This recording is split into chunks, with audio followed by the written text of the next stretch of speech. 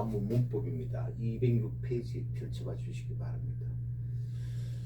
자, 우리 이제 한문이 어렵다, 곧 한문 해석이 어렵다 하는데 그렇게 생각을 하는데 그것이 왜 어려운지 하는 것에 대해서 왜 어렵다 생각하는 데에서 좀 우리 이제 한문 또 문장을 갖고 한번 설명을 드려보겠습니다.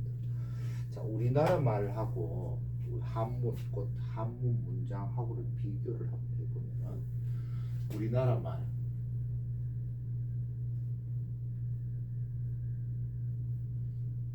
그럼 우리말이죠. 우리말은 어절,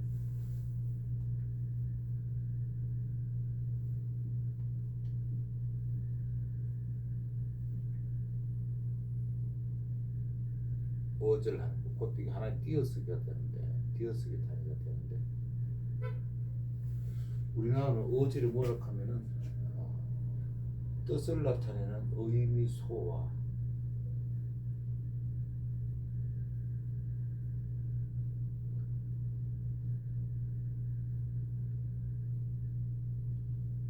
소화하는 건 요소죠. 의미 소화. 그 다음에 문법적 기능을 타락하는 문법소.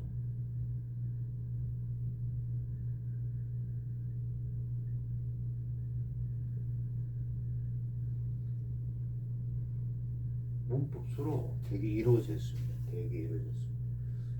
예를 들면 바람을 타락하다. 지금 이때 바람 하는 거, 바람 하는 거 누구는 의미소고요. 얼 하는 거, 이건 문법적 기능을 담당하는 문법수예요.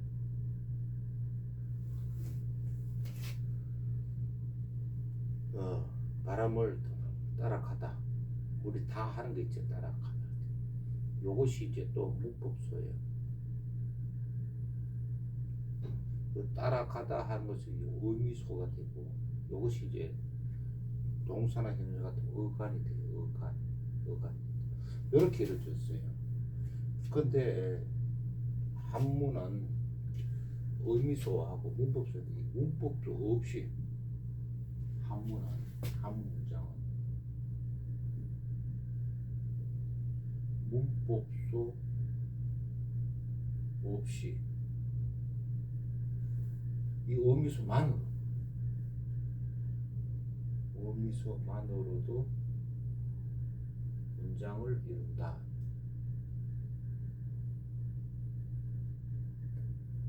의미소만으로도 문장. 그래 의미소만 쭉 놓여 되죠. 문법소라는 것을 잘 안 쓴다. 잘 안 쓴다는 말은 또 다른 말은 생략을 한다 이 말입니다. 이 큰 차이가 나는 거예요. 또 순서도 보면 말을 놓는 순서, 이건 그 보면 어순인데 차례죠. 말을 놓는 차례. 우리나라 말은 바람 얼 하는 것이 먼저 나오고요, 그렇죠? 따라가다가 뒤에 나와요. 이제 목적어 제일 중요해요. 목적어가 앞에 나오고 설명어가 뒤에 나와요. 근데 한문은 어떻게 됐어요? 설명어 따라가다가 먼저 앞에 나오고, 그 다음에 바람 올라가는 거 뒤에 나오죠. 순서를 이렇게 넣죠. 원칙적으로 설명어를 앞에 놓고 목적어를 뒤에 놓게 되는 거죠. 자, 이런 점이 또 우리나라하고 비교했을 때 차이가 나죠. 이래서 이걸 해석하기 어렵다는 거죠. 문법수보다 없다. 그 다음에 또 말을 넣는 순서가 다르다. 자, 이 두 가지만 갖고 봐도 이제 우리가 한문을 만들면은 아이고 한문 해석이 어렵네 이렇게 얘기를 하는 겁니다. 조금 더 이제 구체적으로 한번 또 문장을 갖고 설명해 보겠습니다. 지금 예를 들려는 거는 최치원의 시입니다. 최치원의 시. 자, 우리가 보통 산문이 아니고 시가 아닌 거를 우리 산문이라고 그래요. 시를 우리가 해석할 적에는 그 시를 쓰게 된 시대라든지 상황이라든지 또 어떤 그 주변의 어떤 뭐 풍경 같은 거, 뭐 이런 거를 좀 알고 해석을 하는 게 좋지요. 장면 같은 거, 어떤 장면이라든지 이런 거를 알고 해석을 하는 것이 좋겠죠. 그걸 모르고 하면은 그걸 알면은 그 시가 그 분위기에 맞는 그런 해석이 될 거고, 그렇지 않으면 어떻게 잘못하다가는 좀 엉뚱한 내용으로 또 시가 해석되기도 하겠죠. 자, 지금 예를 들어 하는 거는 최치원의 시인데, 최치원이 고향을 떠나는 장면, 고향을 떠나는 장면을 묘사한 시입니다.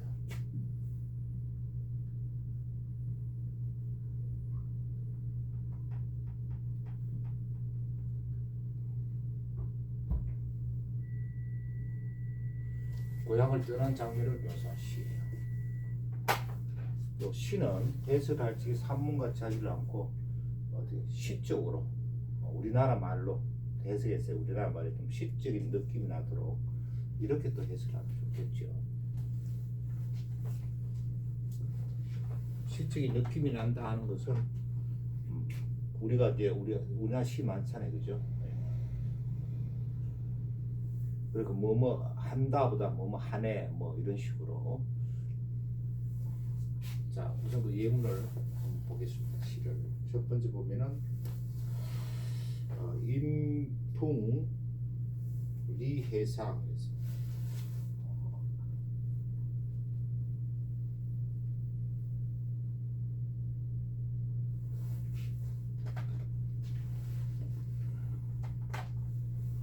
인풍,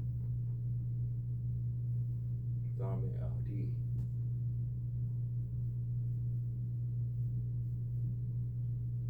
해상.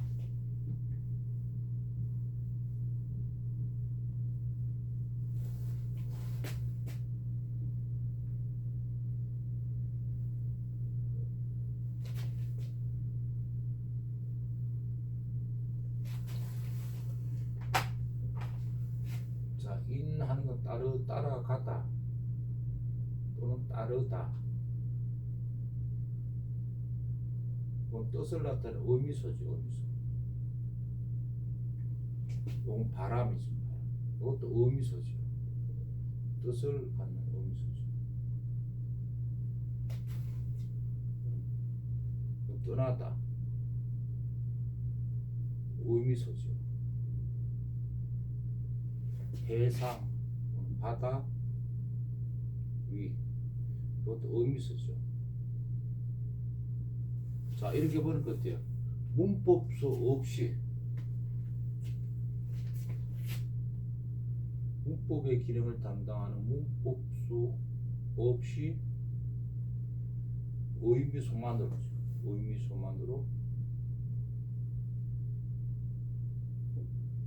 문장을 이루고 있죠.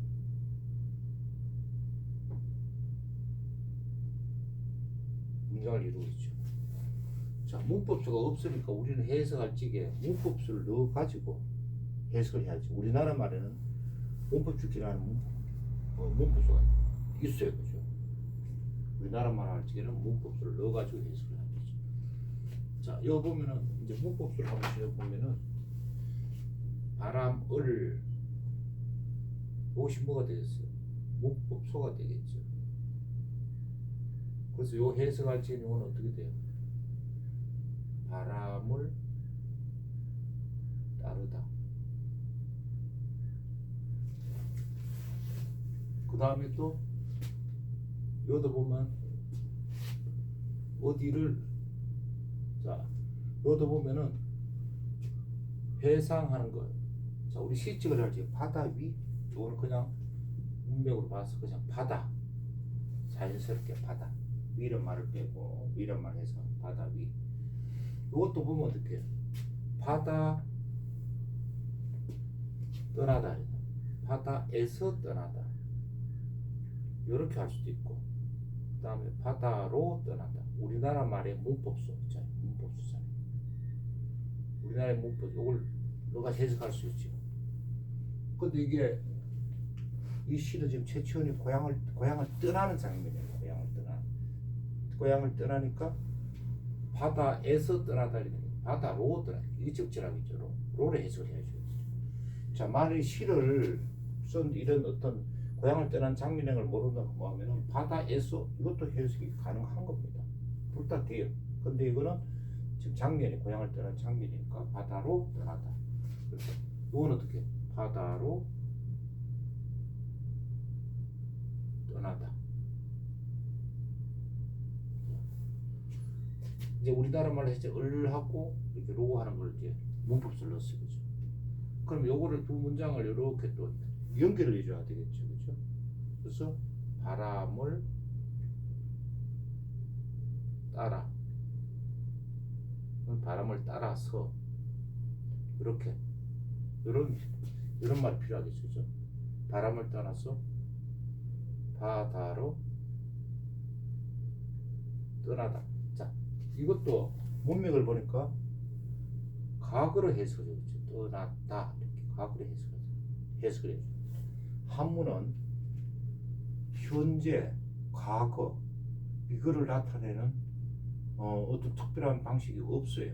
영어로 말하면 시제인데 문맥을 보고 현재를 해석하기도 하고 과거를 해석합니다. 그래서 이거는 문맥을 보니까 떠났다, 과거를 해석해줘 좋겠죠. 과거. 그래서 일단 이 문장을 해서 이렇게 된 거죠. 바람을 따라 바다로 떠났다. 뭐뭐 해서 따라서 하는, 이거 뭐겠어요? 접속사예요. 접속사. 실제로 접속사도 어떻게 되죠? 생략이 돼요. 생략. 자, 한문을 보니까 어떻게, 요것만 딱 봐도 어떻게, 아, 우리나라에 해당되는 문법수, 우리나라 말의 문법수.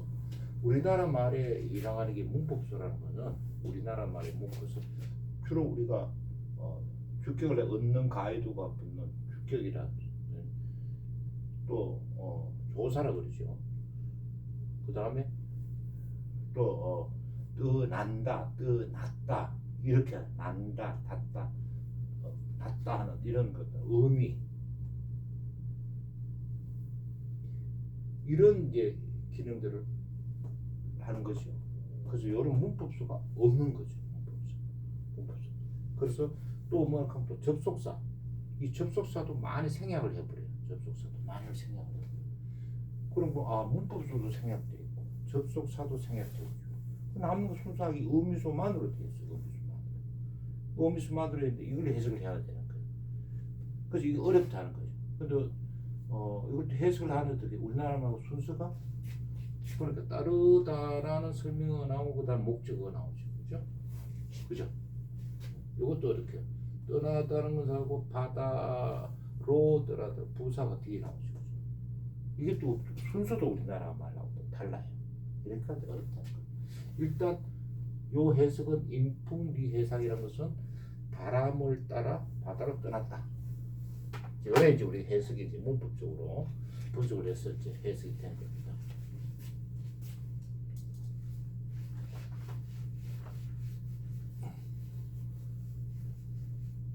그럼 우선 해석한 걸 먼저 한번 써보겠어요. 바람을 따라 바다로 떠났다. 이렇게 하나 돼 있고요. 그 다음 문장 보면은 반을 노인간,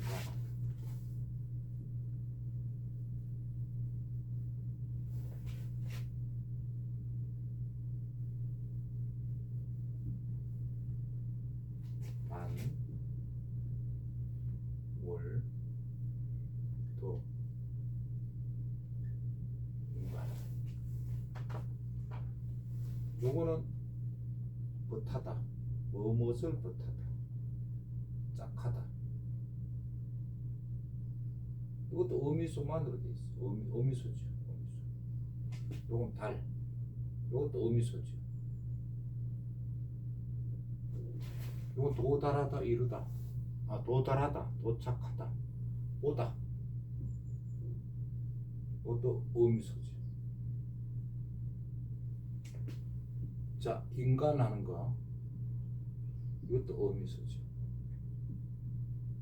이것도 보니까 이렇게 문법수 없이, 문법규나 문법수 없이 의미소만으로 이루어졌죠. 한문은 그렇다 했다 죠. 그럼 이거를 이제 우리나라 말을 해도 문법수가 없어요. 그렇지만 우리나라 말로 해석할 적에는 문법수를 넣어야 되죠. 그래서 하고 문법수를 넣어야 되죠. 문법수. 순서도 동사가 먼저 나오고 설명이 나오고 그 다음에 목적어 나오죠. 그죠? 달을 못하다.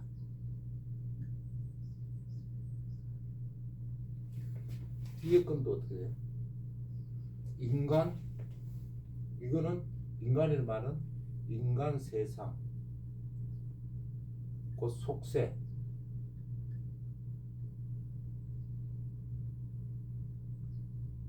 이건 뭐야? 속세에 이래 되겠죠. 요 문법수를 넣어야 되겠죠. 너가 해석해. 속세에 왔다 이죠. 속세에 오다, 왔다.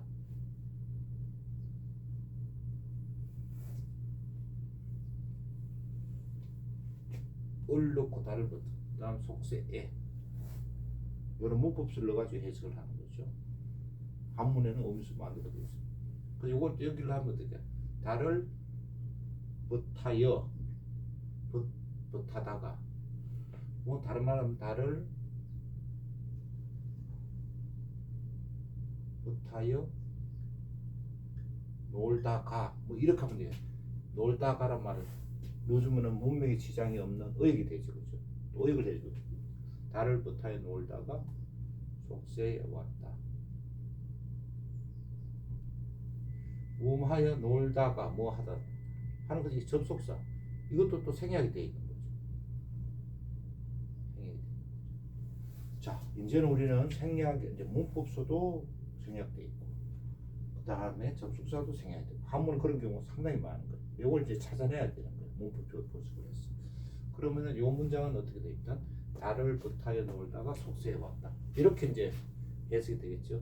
달을 붙하여 놀다가 속세에 왔다.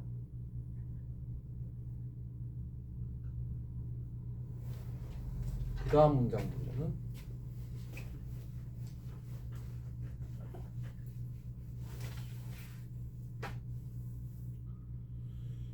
배해, 불가주.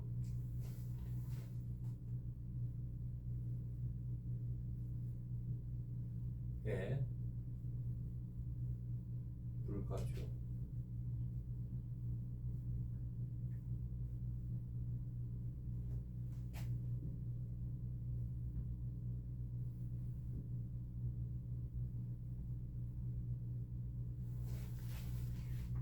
자, 이것도 배, 놀다, 어정거리다, 논일다, 논일다. 우리 이제 배해 하려면 논일다. 논일다도 의미소, 해도 의미소죠. 그래서 이거 논일다라 해가지고 두 개가 복합으로서 의미소죠. 자, 이건 이제 우리 한자에는 한자 하나하나가 원칙적으로 다 낱말이 됩니다. 물론 두 개를 이룰 수가 있고. 근데 한문은 우리 뜻글자를 해가지고 불자 이래면 안일불 이래 뭐뭐 하지 않다 이것만 있는 거 아니죠. 이 불이 이때는 없다라는 뜻을 쓰였어요. 없다. 없을 무자 있죠. 무슨 무자 쓰였어요. 자, 가 우리 할 수 있다 이런 뜻만 있는 게 아니까 뭐 할만하다라는 또 이런 또 조동사로도 쓰입니다. 조동사는 본동사 앞에 갑니다. 주는 살주자죠. 살다 이럴 때 이때는 머무르다는 뜻이에요. 머무르다. 자, 왜 이런 뜻을 떼냐? 이제 이 시를 보니까 전체적으로 나중에 다 해석해 보면 알지만 이런 뜻을 하는 것이 그 장면에 어울리는 시에 어울리는 것이기 때문에 이렇게 해석을 하는 겁니다. 자, 없다라는 것은 우리는 특수형용사라고 그랬어요. 특수형용사란 말이 나오면은 우리 문법 시간 했죠. 무가 없다라는 뜻의 특수형용사로서 설명으로 쓰이면은 주어가 설명어 뒤에 위치하죠. 주어가 설명어 뒤에 있죠. 이게 주어예요. 주어. 이게 주어가 됐죠. 이게 주어가 됐는데 뭐뭐 할 만한 동사죠. 조동사잖아요. 자, 조동사나 그냥 본동사 또 형용사 뭐 이런 것이 주어로 쓰이면은 이 동사인데 조동사, 본동사, 형용사를 일단 명사 형태로 이걸 명사형이라고 해요. 명사형으로 해서 해석을 해주는 게 좋습니다.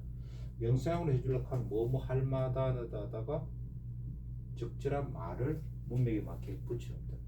이 상황으로 봐서 뭐뭐를 할 만한 곳이라는 말을 붙이는 거고, 그 다음에 주어니까 이시 할 만한 곳이 없다. 이때 뒤에 뭐를 있을까? 머무를 만한 곳이 없다. 여기 본동사, 조동사가 머무르다가 본동사예요. 머무를 만한 곳이 없다. 자, 앞에 문장하고 연결해야죠. 그렇죠? 요 하면 어떻게 좋겠습니까? 논일다가 뭐뭐 하다가 이런 말이 접수가 들어가면 문맥에 어울리겠죠. 그래서 논일다가 머무를 만한 곳이 없다. 그럼 이것도 이제 논일다가 머무를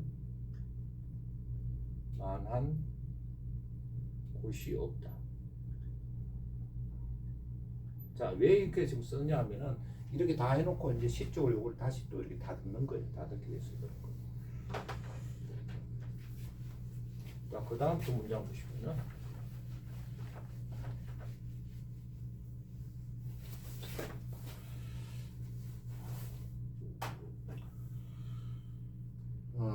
그 다음에 망막 우동한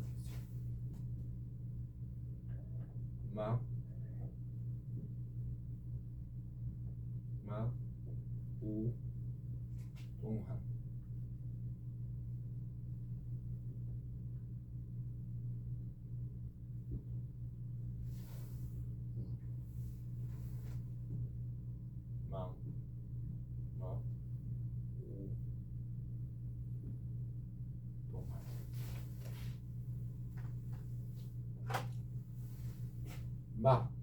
막 이건 원래 넓다라는 뜻이에요. 넓고 넓은 모양이에요. 넓다 다 의미소지요. 그래서 이거는 아득하다. 이런 의미소.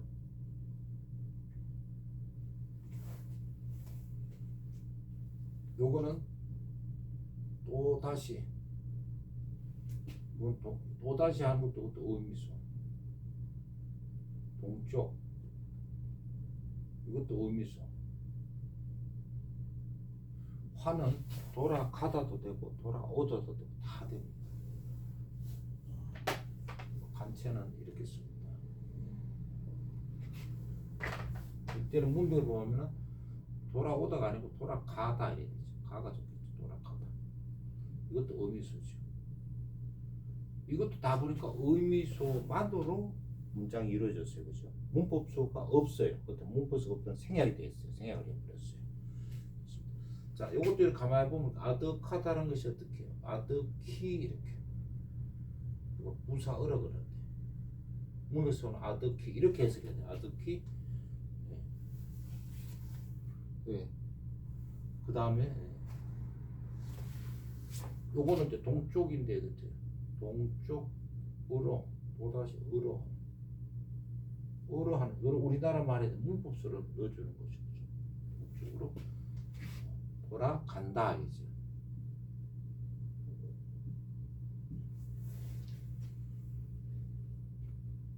자, 여기서는 이제 여기 아득히 또다시 동쪽으로 돌아간다. 이것도 보면은 아득히 동쪽으로 또다시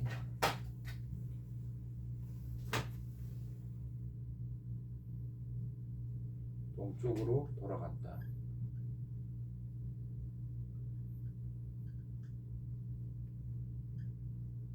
자, 이걸 이제 시적으로 이제 좀 해석을 해야 되겠죠, 그렇죠? 바람을 따라 바다로 떠났다가 달을 붙하여, 이건 떠났다보다 떠났다보다 이거는 이제 떠나, 시적으로 다듬는 겁니다. 바람을 따라 바다로 떠나 달을 붙하여 놀다가 속세에 왔네. 놀다 속세에 다시 왔단 말이에요. 그런데 말이죠. 그런데 놀다가 머무르라는 곳이 없네. 달을 붙하여 놀다가 속세에 와서 또 다시 한번 담당 와서 놀다가 머무르는 곳이 없냐. 그래서 말이죠. 그래서 아득히 또다시 동쪽으로 돌아가네 하고 돌아간다네. 이렇게 시적으로 해서 이것도 다시 놀다가 머무르는 곳이 없어 이렇게.